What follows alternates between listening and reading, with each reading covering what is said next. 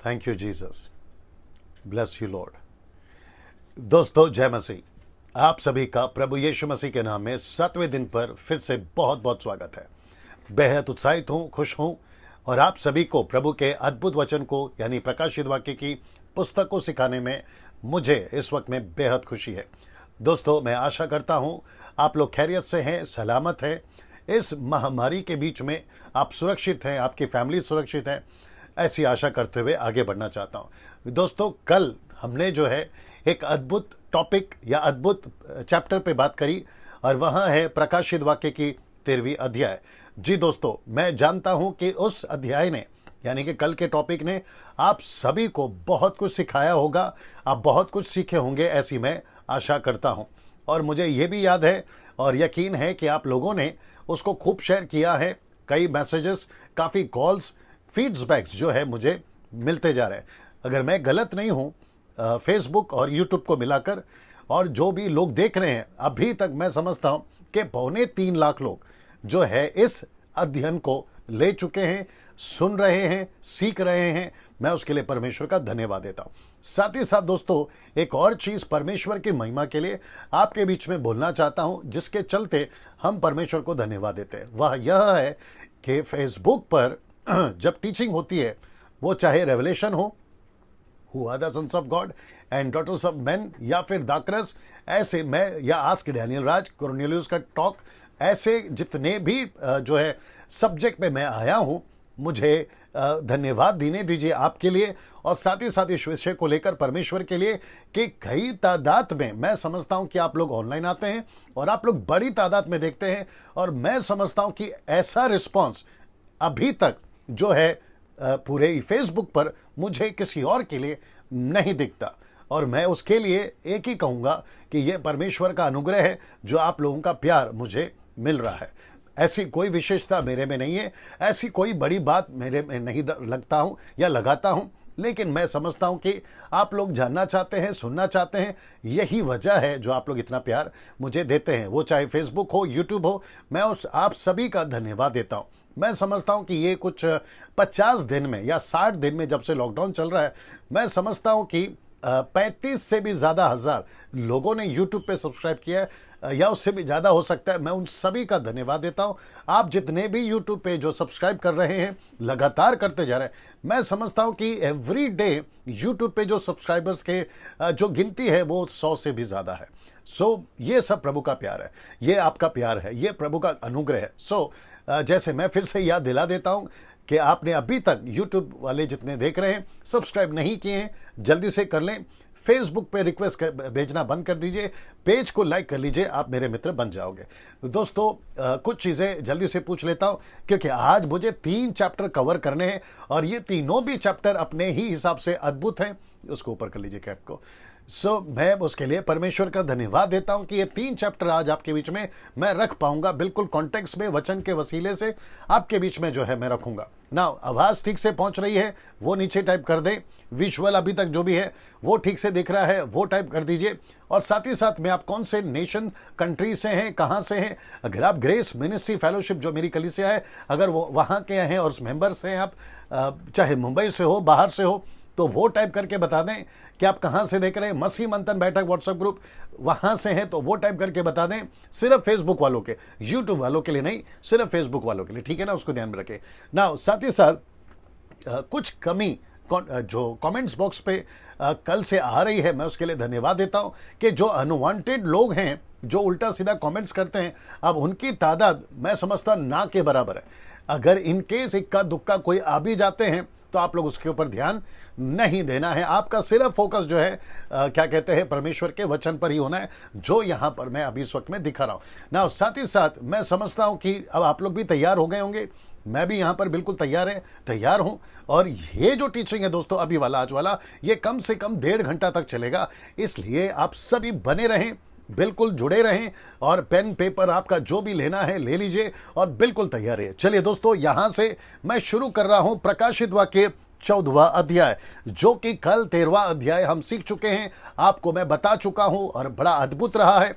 और मैं अब यहां से इसका जो है प्रकाशित वाक्य 14वां अध्याय शुरू कर रहा हूं। 7वां दिन है आज लगातार 6 दिन खत्म हो गए, आज का 7वां दिन है और संडे ये टीचिंग समाप्त हो जाएगी। उसके बाद जो है एक एक टॉपिक के ऊपर यूट्यूब वालों के लिए एक एक चैप्टर के हिसाब से या एक एक टॉपिक के ऊपर मैं जो हूं वीडियोस बनाता रहूंगा बिल्कुल डिटेल में।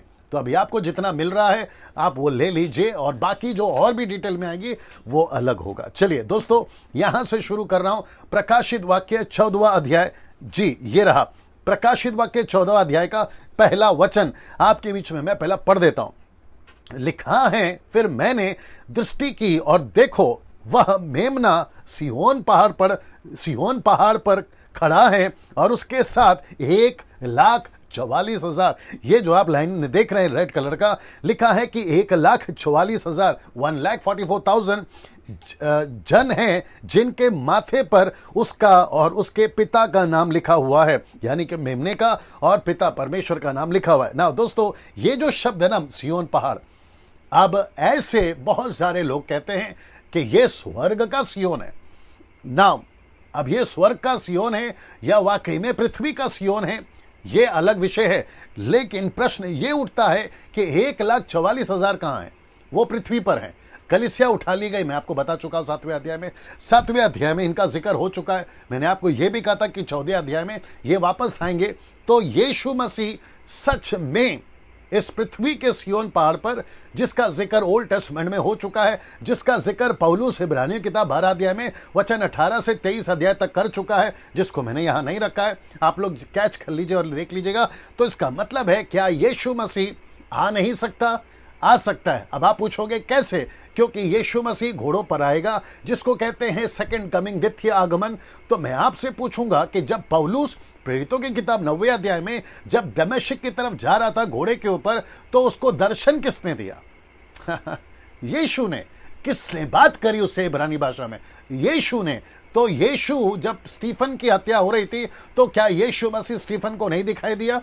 ऑफ कोर्स दिखाई दिया। और पौलुस की मिनिस्ट्री, पतरस की मिनिस्ट्री में यीशु मसीह दर्शन के द्वारा, आवाज के द्वारा कितनी बार चेलों से, प्रेरितों का 18 का 8 में ऐसे बात करते हुए दिखाई दिए, क्षमा करें 18 का 9 में बात करते हुए दिखाई दिए। तो इसका मतलब है क्या यीशु मसीह सिय्योन पहाड़ पर नहीं आ सकता है? ऑफ कोर्स आ सकता है। वो परमेश्वर है, वो क्या नहीं कर सकता है?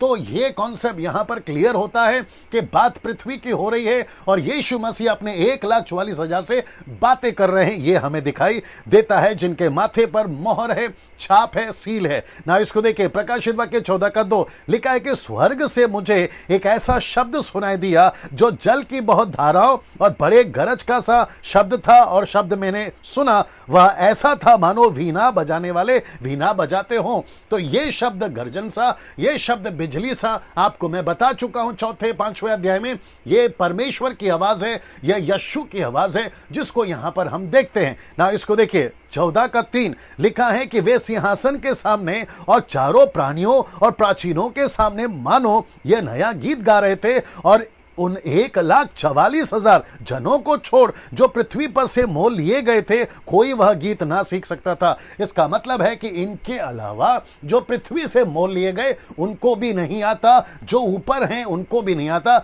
ये गीत सिर्फ इनको आता है। अब ये पर्टिकुलर गीत है या फिर हिम्स है या फिर कविता है, ये अपने आप में एक रहस्य है। लेकिन इसको सिंबॉलिक तौर पे देखें, इसका मतलब है कि जब बाइबल कहती है, जो मैं रखूंगा, जब बाइबल कहती है मेमने का गीत और परमेश्वर का गीत, यानी मूसा का गीत और ये मेमने का गीत, तो ये बताता है ओल्ड टेस्टमेंट और न्यू टेस्टमेंट को। तो इसका मतलब है ये 1,44,000 एक ऐसा गीत गा रहे हैं जो कोई नहीं जानता। तो इसका मतलब है मिनिस्ट्री भी हो सकती है, इनका प्रचार का तरीका हो सकता है, और उस वक्त में एंटी क्राइस्ट के टाइम पे इनका तरीका कैसा होगा ये सिर्फ यही जानते हैं, बाकी कोई नहीं। ये भी इसका जो है एंगल हम लोग देख सकते हैं ना। इसको देखिए प्रकाशित वाक्य 14 का 4 से 5 में ना, यहां पे अद्भुत चीज आज आपके बीच में रखने जा रहा हूं, बड़े ध्यान से देखिएगा। लिखा है और ये वे हैं जो स्त्रियों के साथ अशुद्ध नहीं हुए। दूसरे शब्दों में 1,44,000 ने शादी नहीं की है, ये कुंवारे हैं ना। दूसरा फिर कहते हैं अशुद्ध नहीं हुए और कुंवारे हैं, ये वे ही हैं जहां कहीं मेमना जाता है वे उसके पीछे पीछे हो लेते हैं। ये तो परमेश्वर के निमित्त, बड़े ध्यान से देखना, ये तो परमेश्वर के निमित्त पहले फल होने के लिए, जिसको ब्रैकेट में मैंने लिखा है फर्स्ट फ्रूट्स, ये शब्द जो है लिखा है पहला फल, तो यहां पर लगता है सिंगुलर, लेकिन इंग्लिश में जब होता है ये प्लूरल हो जाता है। एक होता है एक वचन और दूसरा होता है बहुवचन, तो यहां पर लिखा है फ्रूट्स, तो इसका मतलब है ये एक नहीं है, ये बहुवचन नहीं है, सिंगुलर नहीं है, ये प्लूरल है, मतलब बहुत सारे हैं, इसलिए लिखा है कि मसीह में फ्रूट्स। आइए देखते क्या है। मनुष्यों में से मोल लिए गए हैं और उनके मुंह से कभी झूठ ना निकला था, वे निर्दोष हैं। तो 1,44,000 निर्दोष हैं ना। बड़े ध्यान से सुनिए, हाँ, गेट रेडी, ओके ना। कुछ यहोवा विटनेस ये कहते हैं कि ये हम हैं। सो उनकी थ्योरी जो है यहां पे गलत हो जाती है, क्योंकि यहोवा विटनेस वो क्या कहते हैं कि सिर्फ 1,44,000 ही स्वर्ग में जाएंगे। तो फिर मैं बता चुका हूं कि कलीसिया जिनकी तादाद लाखों करोड़ों में, फिर वो कौन है? तो इसका मतलब है कि यहोवा विटनेस वालों या उनके फॉलोअर्स, अगर आप अभी सुन रहे हैं तो आपकी थ्योरी यहां पर कैंसिल हो गई, आपका कॉन्सेप्ट यहां पे कैंसिल हो गया। तो यहां पे सिर्फ एक पर्टिकुलर एक ग्रुप की बात हो रही है जिसका नाम है 1,44,000, जो परमेश्वर के साथ में जिसकी गिनती होती है फर्स्ट फ्रूट्स, उसको मैं कनेक्ट करता हूं। आइए देखते हैं ये 1,44,000 इनकी कौन है। 1,44,000 इनकी सबसे बड़ी खासियत, 1,44,000 की सबसे बड़ी खासियत, ये संसारिक नहीं है। पहली बात, पूरी तरह से पवित्र हैं, जो स्त्रियों के साथ अशुद्ध नहीं हुए। स्त्रियों के साथ अशुद्ध नहीं हुए इसका मतलब है, एक है शादी नहीं करी और दूसरा इनमें कोई पाप नहीं पाया गया, जिसको व्यभिचार कहते हैं या फिर गलत काम कहते हैं, ऐसा कुछ भी नहीं पाया गया। तो इसका मतलब है कि इनकी सबसे बड़ी खासियत अंत के दिनों के लिए जो परमेश्वर चाहता है संसार के अंदर, और वहां है पवित्रता।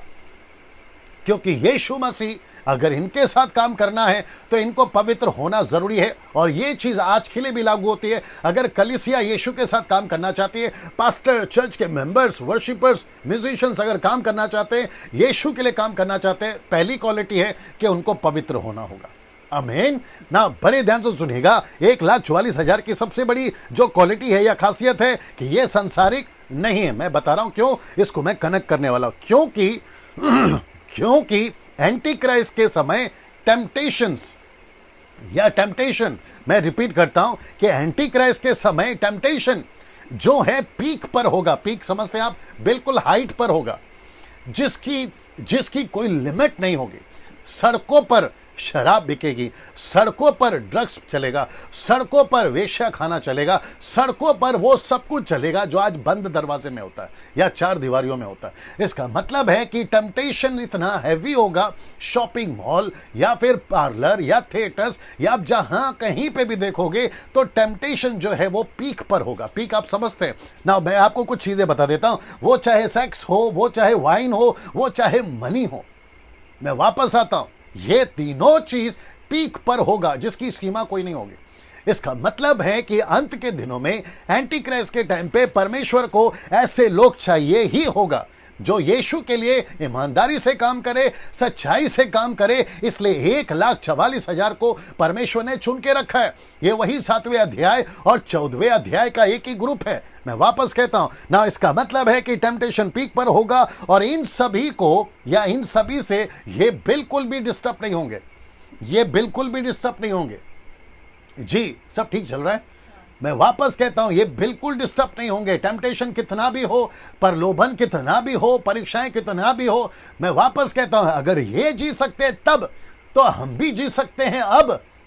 वही यीशु है, वही वचन है, वही पवित्र आत्मा है, तो फिर फर्क क्या है? इसका मतलब है कि जब टेम्पटेशन तब ज्यादा बढ़ेगा तो परमेश्वर ऐसा ग्रुप को रखेगा जो यीशु के साथ में गिने जाएंगे, जिसको कहते हैं फर्स्ट फ्रूट्स। यीशु के जनरेशन है ये, मैं कनेक्ट कर रहा हूं ना। इसको देखिए लिखा है कौन है ये 1,44,000 लोग। आइए देखते हैं ना, ये एरो देख लीजिए, फिर आपको मैं कनेक्ट करता हूं। लिखा है पहले फल होने के लिए, जिसको ब्रैकेट में रखा है इंग्लिश में फर्स्ट फ्रूट्स। आइए देखते हैं पहले फल होने के लिए कैसे ना लिखा है। ये देख लीजिए पौलुस इसको क्या कहता है। पौलुस ने इसका जिक्र करा, कहां करा है ये देखिए, पहला कुरिन्थियों उसका 15 का 20 में। देखते हैं कैसा लिखा है पहला हिंदी में। Excuse me. परंतु सचमुच मसीह मुर्दों में से जी उठा है और जो सो गए हैं उनमें पहला फल, ये जो है पहला फल, वापस कहता हूं, ये जो ब्रैकेट अंडरलाइन किया हुआ है ये हिंदी ट्रांसलेशन है, जो कि यहां पर होना चाहिए फलों को, यानी कि बहुवचन प्लूरल, लेकिन यहां पे नहीं है। अब इंग्लिश में पढ़ते तो जो कि आता है प्लूरल, जो कि फ्रूट्स आता है। But now is Christ risen from dead and become the first fruits of them that slept. इसका मतलब है ये वो फ्रूट्स हैं जो यीशु के साथ गिने जाएंगे, जिनकी गिनती यीशु के साथ में होगी, जिसको कहते हैं फ्रूट्स, जिसका मतलब है फलों में। इसका मतलब है ये सिंगुलर नहीं है, ये प्लूरल है। आप समझ गए होंगे कि पहला फल यीशु है, लेकिन यीशु के साथ में मुर्दों में से जी उठना यीशु है, लेकिन यीशु के साथ में इनकी भी गिनती है 1,44,000। अब आप पूछोगे डैनियल भाई ये कैसे? आइए कनेक्ट कर रहा हूं, ये कैसे। Now Isaiah chapter 53 and verse 8, जो कि मैं इंग्लिश में पढ़ूंगा, कहता है he was taken from prison and from judgment and who shall declare his generation.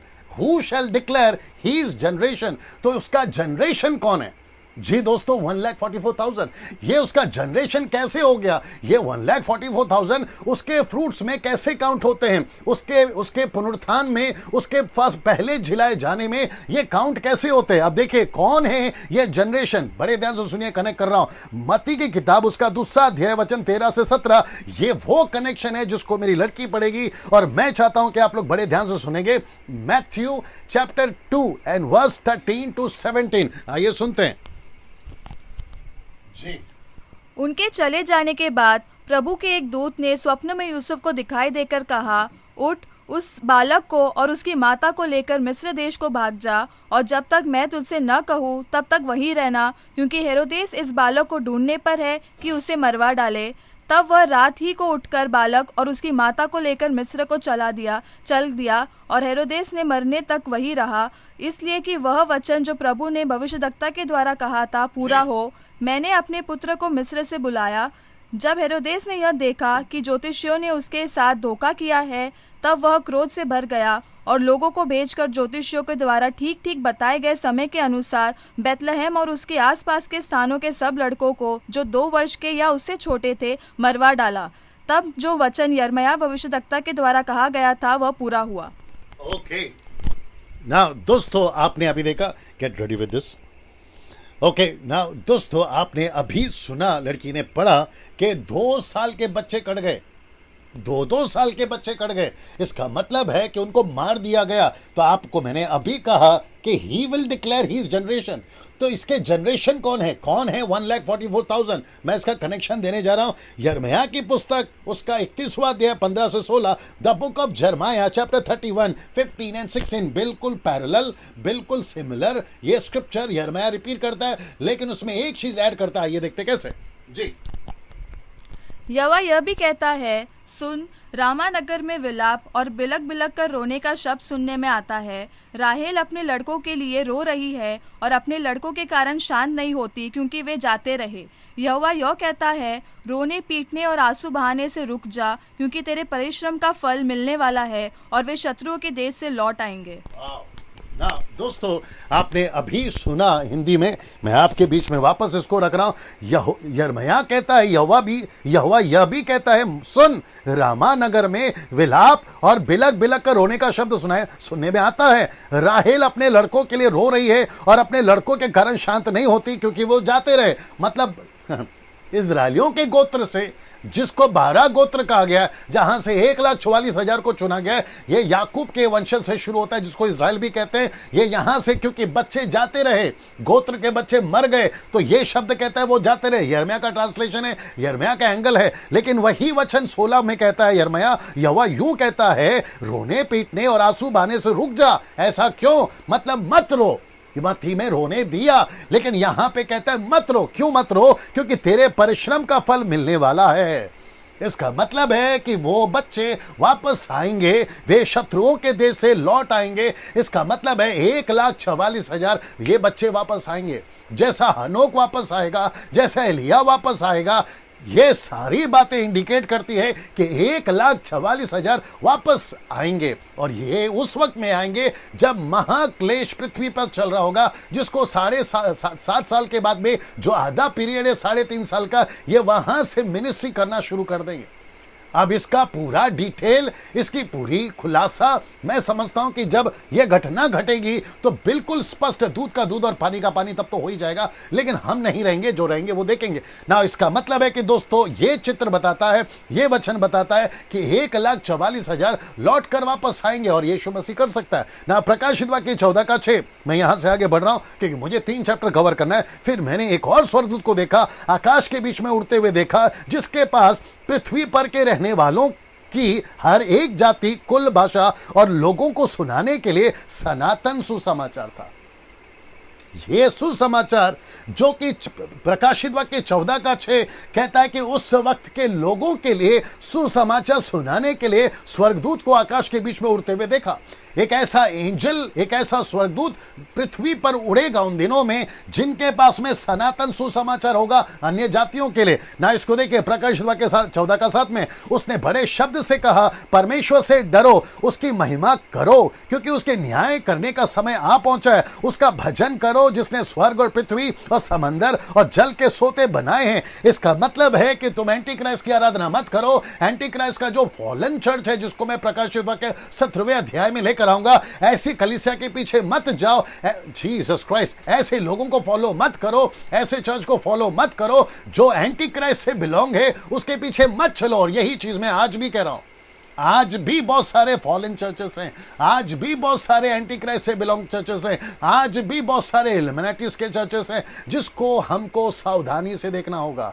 ये आपके घर घर घुसते हैं, आपके घर का घंटी बजाएंगे। लॉकडाउन के बाद जब ये समाप्त हो जाएगा, ये वापस से शुरू हो जाएंगे। उस वक्त में मैं परमेश्वर का फिर से धन्यवाद देता हूं इस लॉकडाउन के लिए।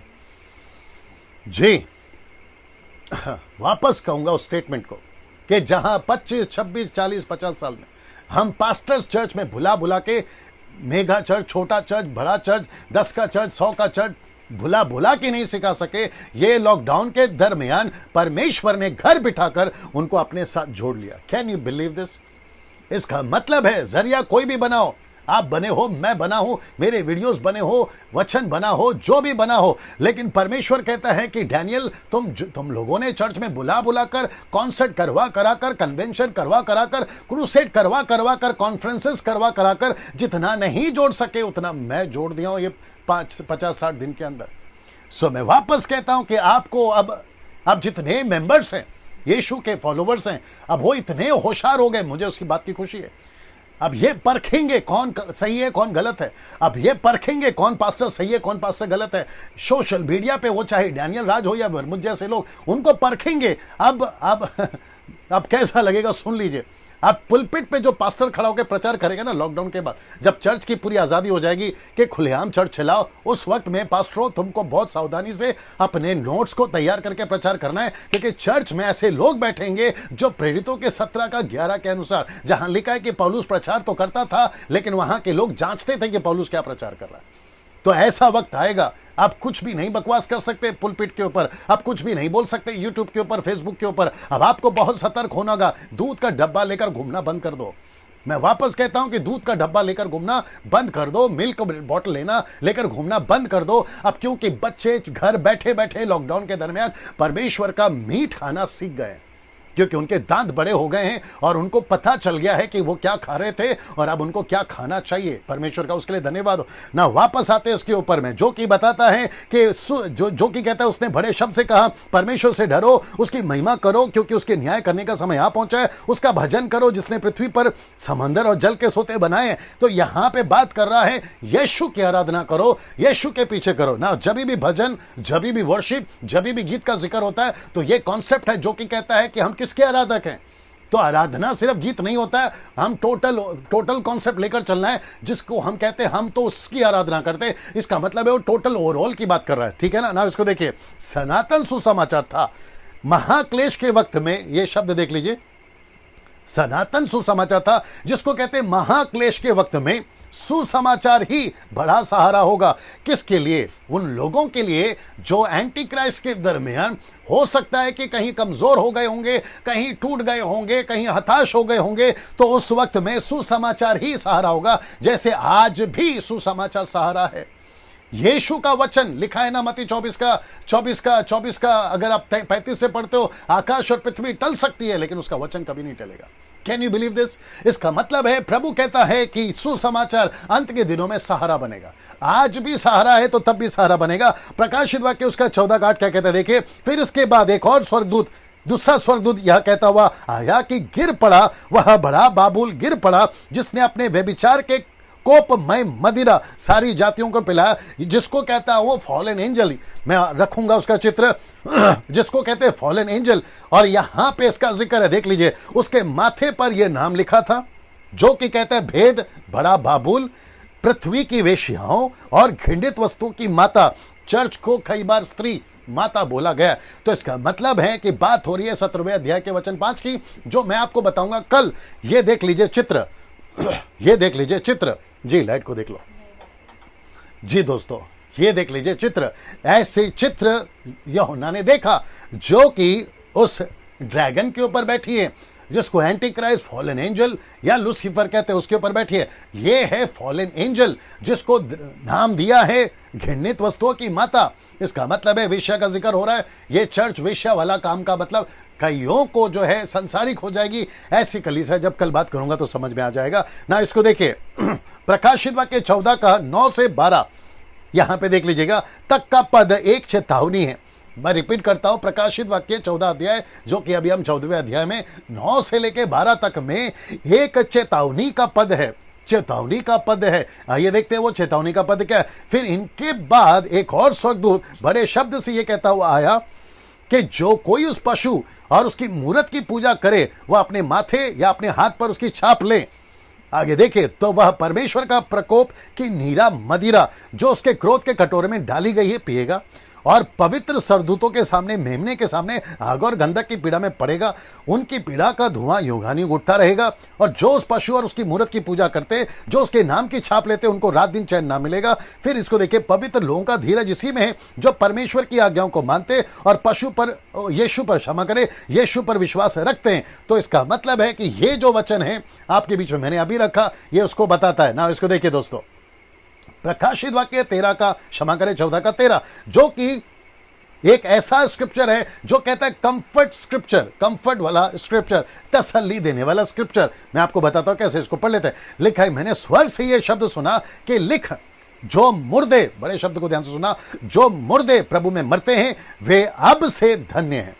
आत्मा कहता है, हाँ, इसका मतलब है कि पृथ्वी पे एंटी क्राइस्ट के टाइम पे, बड़े ध्यान से सुनना, कनेक्ट कर रहा हूं, एंटी क्राइस्ट के टाइम पे जो मुर्दे, यानी कि हम एंटी क्राइस्ट का स्टैम्प नहीं लेंगे, उसका छाप नहीं लेंगे, उसका नाम अपने माथे पे नहीं लेंगे। 3 बताया था मैंने आपको, एक है छाप, दूसरा है नाम, तीसरा है अंक, हम नहीं लेंगे।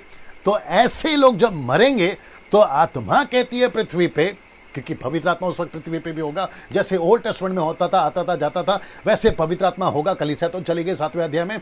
तो ये कहेंगे कि ऐसे लोग जो मसीह में मरते हैं वो धन्य है।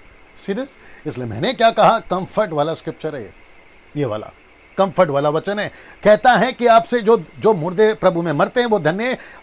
लिखा है, हाँ, क्योंकि वे अपने परिश्रमों से विश्राम पाएंगे, उनके कार्य उनके साथ हो लेता है। मतलब उनका जो परिश्रम है, ये देखिए, उनका परिश्रमों से वे विश्राम पाएंगे। मतलब जो टॉर्चर उन्होंने सहा है ना, मैं वापस कहता हूं, ध्यान से सुनना, अगर खुदा ना खास्ता इन केस आप रह गए नीचे, आपके गलती के चलते किसी भी वजह से आप नीचे रह गए, तो आपको एक ही चीज दिमाग में रखना है कि मुझे छाप नहीं लेना, मुझे छाप नहीं लेना, मुझे एंटी क्राइस्ट का स्टैंप नहीं लेना। ये गार्ड बांध के दिमाग में रख लीजिएगा। कुछ भी हो जाए, आपको यहां से वहां भागना पड़े, आपको इधर से उधर जंगल में भागना पड़े, आप जहां से तहां छुप सकते हैं छुपिएगा, लेकिन आपको एंटी क्राइस्ट का स्टैंप नहीं लेना। Don't take the beast stamp, उसका स्टैंप आपको नहीं लेना ना। इसको देखिए, 2 तरह की कटनी होगी उन दिनों में। देखो, ये तो एक हो गया कि आपको एंटी क्राइस्ट का स्टैंप नहीं लेना है, तो इसका मतलब है कुछ लोग मरेंगे, तो कुछ लोग जो जिंदा रहेंगे उनकी भी कटनी हो गया। ये बताता हूं कैसे। तो 2 तरह की कटनी है इसी 14वें अध्याय में, जो कि पद 14 से 16 तक में एक, फिर 17 से 20 तक में एक। मैं सब कुछ ब्रैकेट में इसलिए रखता हूं ताकि आपको समझ में आए। इसलिए जब आप स्टडी करते हैं तो उसी हिसाब से आप स्टडी करिएगा। वापस आते, दो तरह की कटनी है, पद 14 से 16, इसी का 14 का 16 में 14 से 16, और दूसरा है 17 से 20 तक में। दो तरह की कटनी है, बताता हूं कैसा। तो फिलहाल चलते हैं 14 का 14 से। लिखा है, और मैंने दृष्टि की और देखो एक उजला बादल, और बादल पर मनुष्य के पुत्र सरी का कोई बैठा है, यानी कि यीशु बैठा। ये बात तो सही है। जिसके सिर पर सोने का मुकुट और हाथ में चौखा हसुआ है। मैं चित्र दिखाऊंगा आपको। हाथ में चौखा हसुआ है। हसुआ मतलब मैं बताता हूं आपको ना। वचन 15, फिर एक और स्वर्गदूत ने मंदिर में से निकलकर उसे जो बादल पर बैठा था बड़े शब्द से पुकार कर कहा कि अपना हसुआ लगाकर लवनी कर, क्योंकि लवने का समय यानी कि हार्वेस्ट का समय आ पहुंचा है, इसलिए कि पृथ्वी की खेती पक चुकी है। मतलब एंटी क्राइस्ट के टाइम पे जो लोग एंटी क्राइस्ट का स्टैम्प नहीं लेंगे वो अब रेडी हैं, वो अब तैयार हैं। ऐसे लोग जो मर गए हैं वो तो पक्का विश्राम में जाएंगे, लेकिन जो जिंदा है कहीं ना कहीं छुप के बैठे हैं, कोई घर में, कोई जंगल में, कोई नदी के उस पार कहीं छुप कर बैठे हैं। कहता है कि कटनी का समय आ चुका है क्योंकि खेत पक चुके हैं। सीधा कनेक्शन, क्या अद्भुत है परमेश्वर। ऐसे टाइम पे भी वो अपनी करुणा दिखा रहा है उन लोगों के ऊपर जो एंटी क्राइस्ट के टाइम पे बच जाएंगे। बट मैं ये कहना चाहता हूं कि इतना टॉर्चर के साथ क्यों जाना है? अभी आपके पास टाइम है ना, तो आप बिल्कुल तैयारी में रहो। जो काम दिया है वो करो, आत्मा बचाना, चेला बनाना, कलीसियाओं की स्थापना करना, यीशु के पीछे ईमानदारी से चलना। ऐसा आप अभी से करोगे तो आप पहले रैप्चर में उठाए जाओगे। तो यहां पर तो आपको आने की जरूरत नहीं है। ये मेरा प्रचार जो अभी चल रहा है फेसबुक और यूट्यूब पर, और जब तक पृथ्वी पर यीशु नहीं आता तब तक चलता रहेगा। आपको ये सारी मदद करेगी पहले रैप्चर में उठा लिए जाने के लिए, और मेरी तरह जो प्रचार करते हैं उनके भी प्रचार आपको मदद करेंगे ना। इसको देखिए, वचन 16, जो बादल पर बैठा था उसने पृथ्वी पर अपना हसुआ लगाया और पृथ्वी की लवनी की गई। ये चित्र देख लीजिए, देख लो सब ठीक है। ये है बादल पर बैठे हैं, आपके यीशु हैं। ये रहा मुकुट जो दूसरा चित्र बताता है, आपके यीशु हैं। ऐसा दृश्य यूहन्ना ने देखा ना। अब इसको देखिए, ये रहा स्वर्गदूत जो पृथ्वी पर हसुआ लगा रहा है। मतलब ऐसे लोगों की कटनी कर रहा है जिसको हम कहते हैं कि एंटी क्राइस्ट के टाइम पे बच जाएंगे ना। इसको देखिए, रोमियो की किताब उसका 11 का 25, बड़े ध्यान से सुनिएगा। मैं वापस कहता हूं, अन्य जाति। अब ये रहा वचन, लिखा है, हे भाइयों, कहीं ऐसा ना हो कि तुम अपने आप को बुद्धिमान समझ लो। किसको? इस्राएलियों को बोल रहा है। इसलिए मैं नहीं चाहता कि तुम इस भेद से अनजान रहो। कौन सा भेद है? अन्य जातियों का भेद है, जो कि मैं पहले प्रचार कर चुका हूं। जब तक अन्य जातियां पूरी रीति से प्रवेश ना कर ले तब तक इज़राइल का एक भाग ऐसा ही कठोर रहेगा। अब आप सोच के देखिए, ऐसा ही कठोर रहेगा। इसका मतलब है कि परमेश्वर ने दरवाजा पहले खोला था माफ करिए इज़राइलियों के लिए, लेकिन इज़राइलियों ने उस अवसर को नहीं लिया, उस अवसर को इंपॉर्टेंस नहीं दिया, तो अन्य जातियों के पास में सुसमाचार घूम गया। पतरस को दी थी अन्य जाति इजरायलियों के लिए प्रेरित, पौलुस को दी थी अन्य जातियों के लिए प्रेरित। तो पतरस ने जितना काम करा उसने करा, लेकिन बाद में जब अन्य जातियों को सुसमाचार घूम गया तो पौलुस ने सेविकाई करी। और आज भी, इसलिए मैं बार बार कहता हूं कि जितने यीशु मसीह में आज हैं, मुंबई से, पूना से, नागपुर से, छत्तीसगढ़ से, नेपाल से, पाकिस्तान से, भारत के बाहर से, आप जहां कहीं भी हैं, कि कल्चर जो इजरायलियों का है उसको फॉलो करने की जरूरत नहीं है। आप अन्य जाति हैं, आप जैसे हैं वैसे रहिए। आपको यशुआ बुलाने की जरूरत नहीं है, आप यीशु ही बुलाइए। तमिल, तेलुगु, मलयालम, उर्दू, इंग्लिश, आपकी जो भी भाषा है उसी में बुलाइए। मैं कितनी बार बोल चुका। अब कुछ लोग जो हैं जूइश का कल्चर लाकर हम पे थोप रहे हैं, यहूदियों का कॉन्सेप्ट लाकर हम पर थोप रहे हैं। मैं जिसके लिए साफ कहूंगा, कोई जरूरत नहीं है। आप जैसे हैं, जो कल्चर के हैं, आपकी जो मराठी, हिंदी, तेलुगु, तमिल जो है उसको लेके चलिए। आपको कोई जरूरत नहीं है यहूदी बनने की, ठीक है ना? इस बात को ध्यान रखिए। तो इसका मतलब है कि जब तक अन्य जाति नहीं जाएंगे, इजरायलियों को जो है कठोर रखा जाएगा। यह बात पौलुस यहां पर बताता है ना। पद 16वें अध्याय के पहले प्रभु चाहता है कि महाक्लेश में जितने भी मन फिराएंगे वो सब पहले बचाए जाएं। जी, 16वें अध्याय के जो प्रभु जो होगा ना घटना, जो कि मैं बताऊंगा अभी थोड़ी देर में, वो सारी घटनाएं घटने से पहले, जिसको कहते हैं महाक्लेश, उसमें सुसमाचार जो अन्य जाति पाएगी वो सब बचाए जाएं, ये बात को बताता है ना। इसको देखिए, पद 17 से 20 तक आपके बीच में रखने जा रहा हूं। यहां पे भी कटनी है, मैं रिपीट करता हूं, यहां पे भी कटनी है, यहां पे भी हार्वेस्ट है, लेकिन ये कटनी क्रोध वाला है।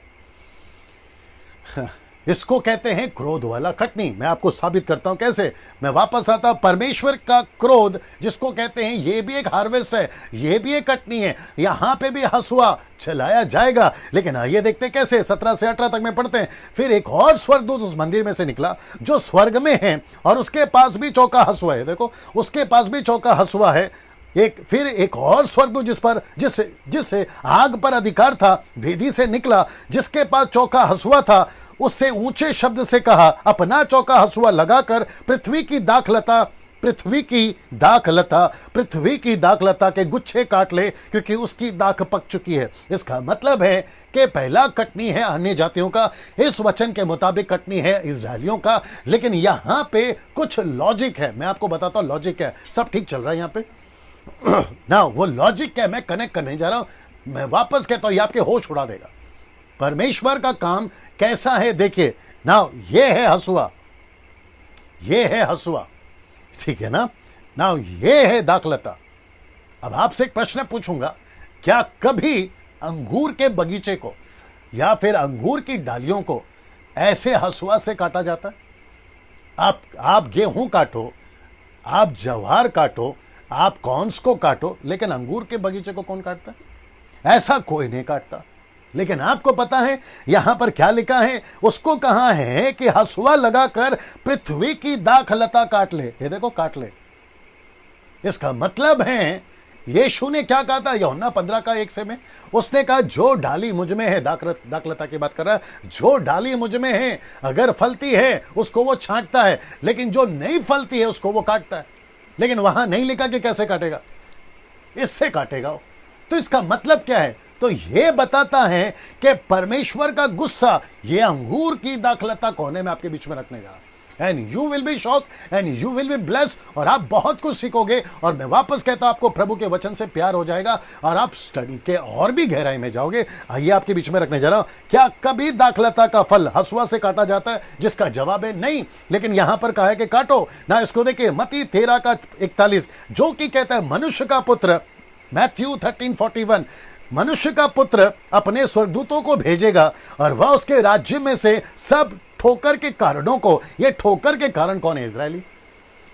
हाँ, ये तब भी थे, ये एंटी क्राइस्ट के टाइम पे भी होंगे, जो कि यीशु मसीह कह रहा है कि वो अपने स्वर्गदूतों को भेजेगा। ये एंटी क्राइस्ट को सपोर्ट करने वाले इजरायली हैं, ये एंटी क्राइस्ट को सपोर्ट करने वाले यहूदी हैं, ये एंटी क्राइस्ट के राज्य को बढ़ाने में सपोर्ट करने वाले इजराइल के कुछ लोग हैं, जिसको मैंने अभी थोड़ी देर पहले नाम दिया था फॉलन चर्च। 17वें अध्याय में घिरी हुई कलीसिया, ये उसको बता रहा है, ठोकरों के कारणों को, कुकर्म करने वालों को इकट्ठा करेंगे और उन्हें आग के कुंड में डालेंगे और वहां रोना और दांत पीसना होगा। ये बात हो रही है अंतिम जजमेंट की ना। इसको देखिए, यशाया का, इसको पढ़ना सलोमी, यशाया की किताब उसका 1 से 5 तक। आइए सुनते हैं जी। The book of Isaiah, The book of Isaiah chapter 5 verse 1 to 5। जब मैं अपने प्रिय के लिए और उसकी दाख की बारी के विषय में गीत गाऊंगा, एक अति उपजाऊ टिले पर मेरे प्रिय की एक दाख की बारी थी। उसने उसकी मिट्टी खोदी और उसके पत्थर बिनकर उसमें उत्तम जाति की एक दाखलता लगाई। उसके बीच में उसने एक घूमट बनाया और दाखरस के लिए एक कुंड भी खोदा। तब उसने दाख की आशा की, परंतु उनमें निकम्मी दाखें ही लगी। अब हे यरूशलेम के निवासियों और हे यहूदा के मनुष्यों, मेरे और मेरी दाख की बारी के बीच न्याय करो। मेरी दाख की बारी के लिए और क्या करना रह गया जो मैंने उसके लिए न किया हो? फिर क्या कारण है कि जब मैंने दाख की आशा की तब उसमें निकम्मी दाखें लगी?